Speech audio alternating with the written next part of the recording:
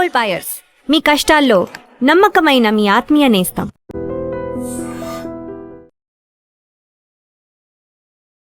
నమస్కారం, welcome to I dream. ధర్మ మార్గం విత్ విజిత కార్యక్రమానికి స్వాగతం.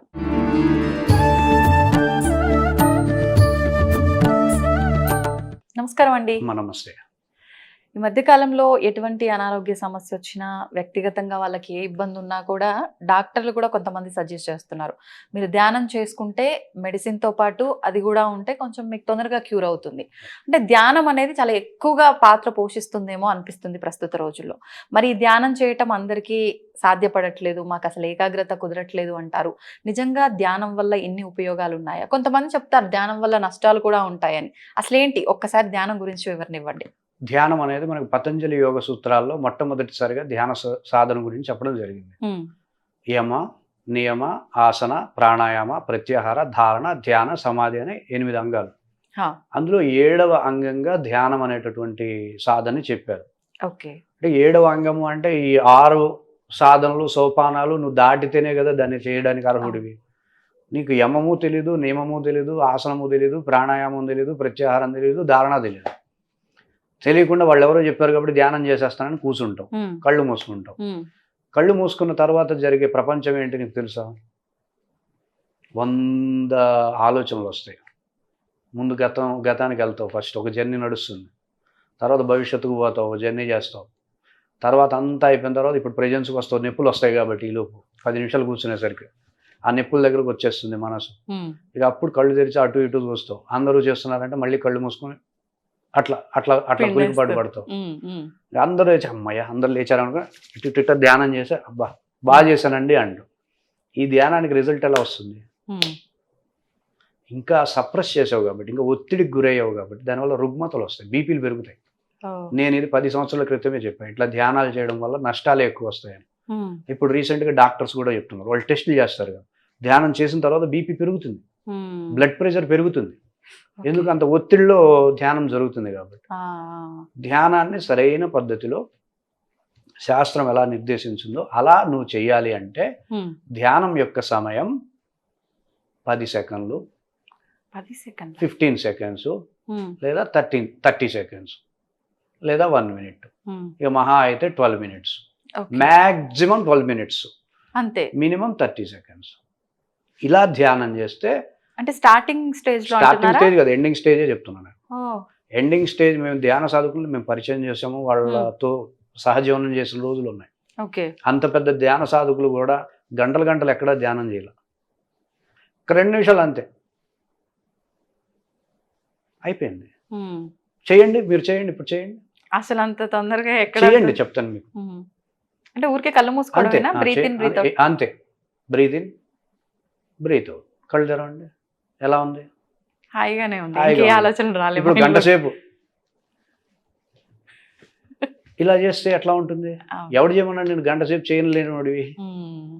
2 సెకండ్లు చేయి, 5 సెకండ్లు చేయి, వెంటనే రీఫ్రెష్ అయిపోతుంది. అలా ఎన్నిసార్లైనా చేసుకోవచ్చు, ఎన్నిసార్లైనా చేయొచ్చు, డిస్టర్బ్ గా అనిపించిన ఎన్నిసార్లైనా చేయొచ్చు. కాసేపు అలా. ఇది సరైన పద్ధతి. ఇది సరైన పద్ధతి. 12 నిమిషాలు, మాక్సిమం 12 నిమిషాలు, minimum 30 seconds. 1 breath in 1 breath out. మీరు ఇలా చేస్తే, ధ్యానం చేస్తే నష్టాలు రావు, కానీ లాభాలు రాకపోయినా సరే నష్టాలు రావు. మరి లాభాలు రావాలంటే ప్రాపర్ వేలో మెడిటేషన్ చేయాలి. అది ఎలా అండి? అది కొంచెం లెంతీ టాపిక్. ధ్యానం మనం భగవద్గీతలో ఉండేటటువంటి ధ్యాన విధానం, పతంజలి యోగ సూత్రాల్లో ధ్యాన విధానం, క్రియాయోగాలో కూడా ధ్యానం ఉంటుంది. ఎనర్జీస్తో సమన్వయం చేసుకుంటూ మనకి ఈ ముద్రలు ఇవన్నీ ఉంటాయి. ఈ పరిజ్ఞానం మొత్తం వస్తే మీరు ప్రాపర్ మెడిటేషన్ చేయగలుగుతారు. అవసరం లేదు సామాన్యులకి, అది అంత పెద్ద పెద్ద ధ్యాన సాధనలు అవసరం లేదు. సామాన్యులకి చక్కగా ఒక 10 seconds breath in breath out చాలా. ఇంకో 10 శ్వాసలు అయిపోయింది. ఎక్కడ ఏమి ఆలోచనలు రావట్లా. ఎంత బాగుంటుంది, అది హాయిగా ఉంది. అలా చేయాలి. అలా చేస్తే మామూలు వ్యక్తులకి, కామన్ గా ఉండేటటువంటి వ్యక్తులకి ఈ ధ్యానం సరిపోతుంది. చాలా బెనిఫిట్స్ వస్తాయి. ధ్యానంలో కూడా టైప్స్ ఉన్నాయా? 16 రకాల ధ్యానాలు ఉన్నాయి. ఎందుకు అంటే 16 రకాల మనస్తత్వాలు ఉన్నాయి కాబట్టి. అందరిది ఒకే మనస్తత్వం కాదు. కొంతమందికి ఎక్కువ దుందుడుకు స్వభావం ఉంటుంది, ఎక్కువ ఆదుర్ద పడుతూ ఉంటారు, టెన్షన్ పడుతూ ఉంటారు. వాళ్ళకి ఒక ధ్యానం చెప్పాలి. కొంతమందికి తాపీగా ఉంటారు, ప్రపంచం వచ్చి ప్రళయానికి పోతున్నారన్నా ఆహా సరేలే, అలాంటి వాళ్ళు ఉంటారు కదా, పక్కన తగలబడుతుందన్నా సరే పర్వాలేదులే మనం తర్వాత చూద్దాం, వాడి దగ్గరకు వచ్చాక అప్పుడు నెమ్మదిగా లేద్దామా అంటాడు. అలాంటి వాళ్ళు ఉంటారు. వాళ్ళకు ఒక రకమైనటువంటి ధ్యాన ప్రక్రియ అవసరం. కొంతమంది ఆల్రెడీ మెడిటేషన్ సాధనలో ఉంటారు, ట్రాన్సెండెంటల్ భావాతీత ధ్యానం, అలాంటి ధ్యానాలు చేయాలి. కొంతమంది అసలు ధ్యానమే చెయ్యలేము, ధ్యానం చేయడం రాదు, వాళ్ళకి మూర్తి ధ్యానం అంటారు. అట్లా రకరకాలైనటువంటి స్థాయిలో ఉండే వాళ్ళకి రకరకాల ధ్యానాలని మనం సాధన చేయాల్సి ఉంటుంది. అల్టిమేట్ ప్రాక్టీస్ ఏంటి అంటే శ్వాస మీద ధ్యాస. అది అల్టిమేట్, నాట్ బేసిక్. చాలా మంది ఏమనుకుంటారు శ్వాస మీద ధ్యాస బేసిక్ మెడిటేషన్. బేసిక్ కాదు, అది అల్టిమేట్. అది నువ్వు ధ్యానంలో మాస్టర్ అయితే నువ్వు చేయాలి అది. If you are master in meditation then you can do that practice. కానీ శ్వాస మీద ధ్యాస పెట్టడానికి అంత మాస్టర్ అవ్వాల్సిన అవసరం ఏముంది అనిపిస్తుందండి. శ్వాస మీద ధ్యాస అంటే కళ్ళు మూసుకున్నాం, బ్రీత్ ఇన్ చేస్తున్నాం, బ్రీత్ అవుట్ చేస్తున్నాము, దాన్ని అబ్జర్వ్ చేస్తున్నాం, ఇంకా అంతకు మించి ఏముంటది? అంతకు మించి ఏముంటది, అండంలోనే అంతకు మించి ఉంటుంది. మీకు శ్వాస గురించి ఏం తెలుసు? శ్వాస అంటే ఇడా పింగళ నాడులు అంటాం. ఇడా ఒకలాగా ప్రయాణం చేస్తుంది శ్వాస, పింగళ నాడులో ఒకలా పనిచేస్తుంది. మళ్ళీ ఇందులో కూడా పూరకం ఒకటి, రేచకం ఒకటి, కుంభకం ఒకటి, ఊర్ధ్వ పూరకం ఒకటి, అధో రేచకం ఒకటి, ఊర్ధ్వ కుంభకం ఒకటి, అధో శూన్యకం ఒకటి, ఇన్ని రకాల 12 రకాల శ్వాస ప్రక్రియలు ఉంటాయి. ఏం తెలుసు మీకు శ్వాస మీద ధ్యాస పెట్టడానికి? ఇవన్నీ తెలుసుకోవాలి. చెప్తానండి, మీకు నష్టం చెప్తా. శ్వాస మీద ధ్యాస అని చెప్పి ఇలా కూర్చున్నారు, శ్వాస మీద ధ్యాస బాగా పెడుతున్నారు. ఈ మెడిటేషన్కు ముందు మీ అత్తగారో లేకపోతే ఎవడో తిట్టాడు మిమ్మల్ని, తీసుకుంటున్నారు, ఆ నెగిటివ్ వైబ్రేషన్స్ తీసుకుంటున్నారు, పెద్ద సమస్య అవుతుంది. కానీ అది నెగిటివా పాజిటివా అనేది తెలియాలి. మీరు ఆల్రెడీ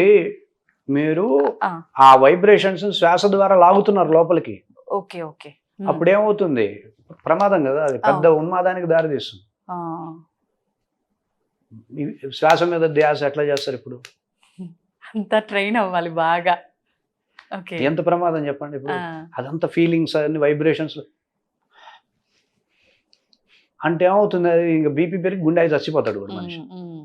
ఇవి తెలియాలి. ఏదైనా సరే శ్వాస మీద ధ్యాస అనేది అల్టిమేట్ మెడిటేషన్. అది మాస్టర్ అయితే తప్ప దాని జోలికి వెళ్ళకూడదు. బేసిక్ మెడిటేషన్ కాదు అది. బేసిక్ మెడిటేషన్స్ ఉంటాయి, వాటిని ప్రాక్టీస్ చేయాలి. ఇప్పుడు ఈ ముద్రలతో చేసే ధ్యానం ఇవన్నీ కూడా అవన్నీ ఎనర్జీస్ కి సంబంధించినవి. ప్రాపర్ గైడెన్స్ ఉండాలి, ప్రాపర్ ఎక్స్పీరియన్స్ ఉండాలి, కొంచెం స్పష్టంగా అవగాహన ఉంటే వాటి జోలికి వెళ్ళాలి. అంటే హెల్త్ ఇష్యూస్ కూడా క్యూర్ అవుతాయా? అంటే పలానా ముద్రతో చేయటం వల్ల ఎలాంటి హెల్త్ ఇష్యూస్ వరకు? అన్ని హెల్త్ ఇష్యూస్ తెలియాలి మీకు, ప్రాసెస్ తెలియాలి. అన్ని హెల్త్ ఇష్యూస్ ధ్యానంలో తగ్గుతాయి. ఇప్పుడు మామూలుగా ధ్యానం గురించి చెప్తున్న వాళ్ళు ఎవరైనా బ్రాహ్మీ ముహూర్తంలో మీరు ఎంతసేపు కూర్చోగలిగితే అంతసేపు కూర్చోవాలి, ఇంకా అవసరం లేదు మీరు డేలో అంటారు కదా. ఇప్పుడు మీరు చెప్పిన విధానం ఏమో కాసేపు అలా breath in breath out 1 time only, లేదంటే 10 టైమ్స్ ఓన్లీ, మీ వీలుని బట్టి ఎన్నిసార్లు అయినా. మరి ఏంటి, అది బెటరా ఇది బెటరా? అంటే ఇదే బెటరా? అది ఎందుకు బెటర్ అవ్వదు అంటే చాలా ప్రశాంతమైన, ఇప్పుడు మీరు ఇందాక ఒక విషయం చెప్పారు, ఏదో గొడవ జరిగింది, మీరు శ్వాస పైన ధ్యాస, ఆ ఎఫెక్ట్ ఉంటుంది. ఇలాంటి టైంలో అలాంటివి ఏమీ లేకుండా ప్రశాంతంగా ఉంటుంది. బ్రహ్మ ముహూర్తంలో ధ్యానం అనేది జంతువు కూడా చేస్తుంది. ఎందుకంటే అక్కడ ఏమి డిస్టర్బెన్స్ లేదు. నువ్వు ధ్యానం చేయాలంటే డిస్టర్బెన్స్ లో ధ్యానం చేయాలి. డిస్టర్బెన్స్ లో ఆ డిస్టర్బెన్స్ లేకుండా ఉండే విధంగా నువ్వు ధ్యానం చేయగలగాలి. దాన్ని ధ్యానం అంటారు. అసలు డిస్టర్బెన్సే లేదు, పొద్దున్నే హాయిగా 1 గంట సేపు చేస్తానంటే అది కాదు ప్రయోజనం. నీ చుట్టూ డిస్టర్బెన్స్ ఉన్నప్పుడు నువ్వు చేయాలి మెడిటేషన్, చేయగలగాలి. అది కదా మెడిటేషన్ అంటే. ఇప్పుడు ఏ సమస్య లేనప్పుడు నేను బాగున్నా అది కాదు, సమస్య ఉన్నప్పుడు నువ్వు స్థిత ప్రజ్ఞతో చూపించాలి. మెడిటేషన్ అనేది సమస్య ఉన్నప్పుడు నువ్వు ధ్యాన స్థితికి రావాలి. దానికి ఇది ఉపయోగపడుతుంది. బ్రహ్మముహూర్తంలో ఎవడైనా చేస్తాడు ధ్యానం. ఇప్పుడు ఇందాక 1-2 చెప్పారు. ఇంకా ధ్యానం మనం సరైన పద్ధతిలో ఒక గైడెన్స్ లేకుండా చేయటం వల్ల నార్మల్గా కలిగే నష్టాలు ఏంటి? ఉన్మాదం అవుతుంది, పిచ్చెక్కుతుంది. ఎందుకు? విపరీతమైన ఆలోచనలు హ్యాండిల్ చేయలేకపోవడం వల్ల ఎనర్జీస్ బలహీనమైపోయి పిచ్చెక్కుతాయి, సెల్స్ పాడైపోతాయి. వేగస్ నర్వ్ అని ఒకటి ఉంటుంది మనకి. ఈ వేగస్ నర్వ్ బలహీనం అయిపోతుంది ధ్యానంలో. ఈ వేగస్ నర్వ్లోనే మనకి పూర్వజన్మకు సంబంధించిన అన్ని జన్మలకు సంబంధించిన ఇన్ఫర్మేషన్ ఉంటుంది, మెమరీ ఉంటుంది. అది డిస్టర్బ్ అవుతుంది. దాంతో ఉన్మాదం అయి పిచ్చెక్కుతున్నాడు. Okay okay. ఇట్లా ధ్యానంలో పిచ్చెక్కించుకున్న వాళ్ళకి మందులు ఉండవు. అది. అంటే మళ్ళీ ధ్యానం ద్వారా సరి చేయొచ్చా? ఇక అయిపోయినట్టే. ఉన్నారా అండి అలా ఎవరైనా? చాలా మంది ఉన్నారు. ఆ, పెద్ద పెద్ద ఆర్గనైజేషన్స్ అన్ని ఇలానే తయారు చేస్తున్నాయి జనాలను. ఓకే. నేను యోగా ట్రైనర్ని కాబట్టి నా దగ్గరకు వస్తారు వీళ్ళు. నేను ఎక్కువ జనాల మధ్యలోనే ఉంటా కాబట్టి నాకు తెలుస్తాయి అన్ని. ఒక యోగా క్లాస్ చెప్పడం కోసం ఒకళ్ళు ఫోన్ చేశారు, ఇట్లా పరిస్థితి ఉందండి, ఒక ఆర్గనైజేషన్కి వెళ్ళారు, వాళ్ళు సుదీర్ఘంగా మెడిటేషన్ చేయించారు, ఒక 24 గంటలు 24 గంటలు. 24 గంటలు చేయించారంట. కేసు అది నాకు చెప్పారు. నేను ఇంటికి వెళ్ళాను, ఆవిడ అక్కడే ఎదురు కూర్చొని ఉంది. రండి అని అన్నారు. రండి అనగా నన్నేమనుకుని నేను వెళ్ళి కూర్చున్నా. ఎలా ఉన్నారు అంటార్కిటికా గారు, ఎందుకు అట్లా చల్లటి ప్రదేశంలో ఉంటారు మీరు, అలా అంధకారంలో ఎందుకు ఉంటారు మాట్లాడుతుంటే నేను కాదే నేను అనుకుంటుంటే పక్కన ఆవిడ సలహా చెప్పింది ఇది అని. అప్పుడు అర్థమైంది. అలాంటి వాళ్ళు ఎంతమందిని చూశాను నేను. పాపం నవ్వుతున్నాం కానీ ఇప్పుడు ఆ మెడిటేషన్ ఇప్పుడు ఆవిడని ఎట్లా తగ్గించవచ్చు అంటే, ఈవిడ ఎక్కడికి వెళ్ళి పిచ్చెక్కించుకుందో అక్కడికి వెళ్ళి పిచ్చి తగ్గించుకోవాలండి, మన వల్ల కాదని చెప్పేసి వచ్చేసాను. చేయలేదా? ఇక అది కుదరదండి. ఉన్మాదం పిచ్చెక్కితే అల్లోపతి మెడిసిన్స్ ఏం పనిచేయవు. పిచ్చికి అసలు మందు లేదు. ఓకే. పిచ్చికి అసలు ఏ శాస్త్రంలోనూ మందు లేదు. ఎందుకు? ఏదైనా స్పృహలో ఉంటే ఏదైనా చేస్తాం. అవును. వాళ్ళు ఎక్కడెక్కడో తిరుగుతూ ఏవో వాళ్ళకి కనపడ మనం చెప్పిన దానికి వాళ్ళకి రియాక్ట్ అవ్వగలగాలి. మనకు కూడా ఎక్కుతుంది పిచ్చి వాళ్ళతో 10 నిమిషాలు ఉంటే. తప్పు కదండి అలా అనడం. నిజంగా ఇప్పుడు వాళ్ళు అంటార్కిటికా అంటుంటే నిజమేమో, నా చుట్టూ అంటార్కిటికా ఉందేమో అనుకుంటాం కదా. ఇప్పుడు వాళ్ళకి కనపడేవో మనకు కనపడవు, వాళ్ళకి కనపడుతున్నాయంటే మనకు కనపడట్లేదంటే మనకేమైనా ఉందని అనుమానం వస్తుంది. అవును. ఇలాంటివి చూస్తాం మేము. వాళ్ళు రికవరీ చేయండి అంటే ఇంకొక ఆవిడ సరే ఏదో ఒకటి చేద్దాం, మనం పిచ్చి తగ్గిద్దాం, మనకు కూడా పేరు వస్తుంది కదా అనుకున్నాను. ఒక ఆవిడ దగ్గరికి వెళ్ళి భగవద్గీత శ్లోకాలని చదివించి ఎట్లయినా పిచ్చి తగ్గిద్దామని నేను శ్లోకాలు చదవడం మొదలుపెట్టాను. మొదటి క్లాస్ బాగానే అయింది కదా, ఇక మనం సక్సెస్ అవుతాం అనుకుని ఆ ఉత్సాహంలో వెళ్ళాను ఇంటికి. వెళ్ళగానే తల్లి కూతురు ఇద్దరు కూర్చున్నారు. అంతకుముందు తల్లి జుట్టు అంతా బాగానే ఉంది, కొత్తగా ఇక్కడ ఒక ప్యాచ్ లేచిపోయింది, అసలు మొత్తం అంత గుండు కనపడుతుంది. ఏం జరిగింది అంటే మొత్తం పీకేసిందండి మా అమ్మాయి, కొరికేసింది అనమాట. ఇంకా నేను నాకు కొరకలేదు అనుకుని నేను భయపడిపోయి నమస్కారం పెట్టి వచ్చేసా. నన్ను కొరికితే ఏమవుతుంది? అంటే మీరంత గీత అంటే ఒక మంచి పాజిటివ్ రియాక్ట్ అవ్వరా? అసలు పిచ్చి ఇప్పుడు లైవ్ లో మనకు తెలిసింది కదా, పిచ్చి ఎక్కింది అంటే అసలు మనం అవుట్. ఓకే. ఇక వాళ్ళని మనం ట్రీట్మెంట్ చేయాలి అనుకుంటే మనం ఇంకా సూసైడ్ చేసుకుందాం అనుకునే వాళ్ళు వెళ్తారు. కానీ అలోపతిలో చాలా వరకు అవ్వదు, అసలు పిచ్చి ఎక్కితే కుదరదు. అందుకే మెడిటేషన్ చాలా ప్రమాదకరం అంటున్నాం. వాళ్ళందరి బ్యాక్గ్రౌండ్ మేము పరిశీలిస్తే విపరీతమైన మెడిటేషన్స్. ఒక ఆయన ఏమో డబ్బులు తీసుకుని ₹1,00,000 ఎంతో తీసుకుని, ఇది మనకి గచ్చిబౌలిలో డెంటల్ హాస్పిటల్ చైర్మన్ ఆయన. ఆయనకి 20-30 హాస్పిటల్స్ ఉన్నాయి హైదరాబాద్ మొత్తం మీద. ఇవన్నీ నేను లైవ్ ఎగ్జాంపుల్స్ చెప్తున్నా. ఆయన దగ్గర డబ్బులు తీసుకొని హిమాలయాల పర్వతాల దగ్గరికి తీసుకెళ్ళి అక్కడ 8 గంటలు, రోజుకి 8 గంటలు చొప్పున వారం రోజులు మెడిటేషన్ చేయించాడు. 3వ రోజుకి వచ్చేసింది ఆయనకి, తిరిగిపోయింది, పిచ్చి వచ్చేసింది. మేము ఇంటికి వెళ్ళాలంటే డబ్బులు ఇవ్వండి అంటే ఎందుకు ఇస్తారు వాళ్ళు?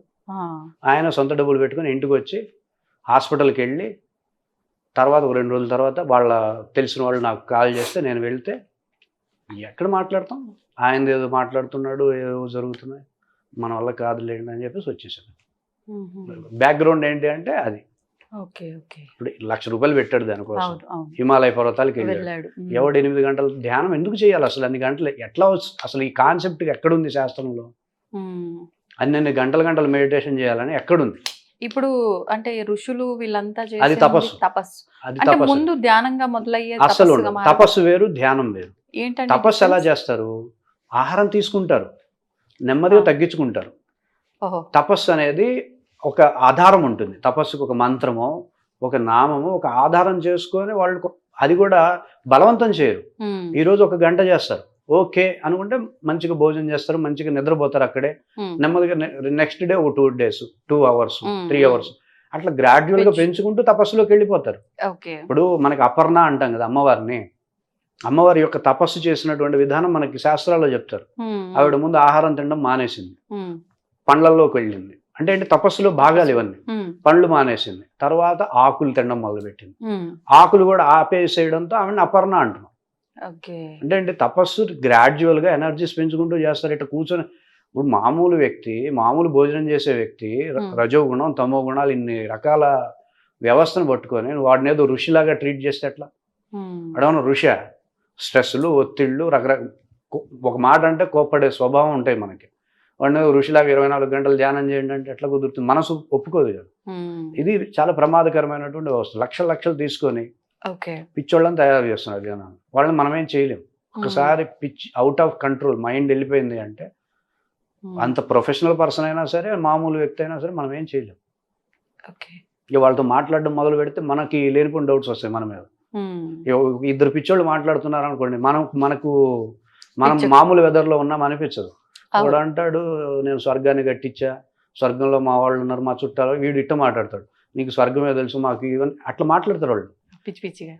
అది వింటున్నాం అనుకోండి, మనం ఇక్కడ ఉన్నాం ముందు కాసేపు అవి వచ్చేస్తాయి, డౌట్స్ వస్తాయి. మామూలు వ్యక్తులతోనే ఒక అర్ధగంట మాట్లాడలేము మనం. అట్లాంటి పిచ్చోళ్ళతో మాట్లాడడం బుర్ర హీట్ ఎక్కుతుంది.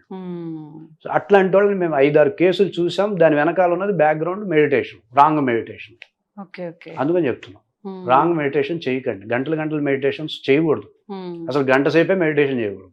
10 minutes 12 minutes అంతే. ఇప్పుడు డాక్టర్స్ కూడా చెప్తున్నారు. మేము 10 సంవత్సరాల క్రితమే చెప్పాము. ఎవరు వింటారు?